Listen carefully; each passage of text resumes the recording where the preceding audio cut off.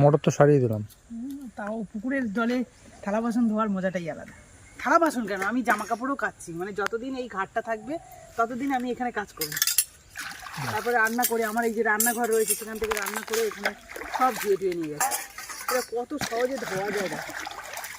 আর এতে করে কিন্তু আমার বেলিটা কমে যাবে, তাই না কি?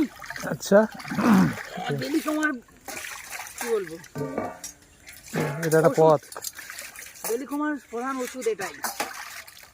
এই যে খেয়েছি, খুব পেটে চাপ পড়ছে, কিন্তু চাপটাই তো দরকার, তবেই তো বেলিটা কমবে নাকি।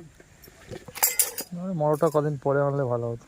হ্যাঁ, আচ্ছা, কোনো ব্যাপার ছিল না, শুধু রাত্রেবেলা একটু সমস্যা ছিল, তাছাড়া আমার কোনো ব্যাপারই নয়। ওই স্নানের ঘাট করতে হবে। এই ঘাটও আমার বেশ ভালো লাগছে স্নান ঘাটের থেকে, কেন জানি না, আমার ঘাটে এত ভালো লাগছে।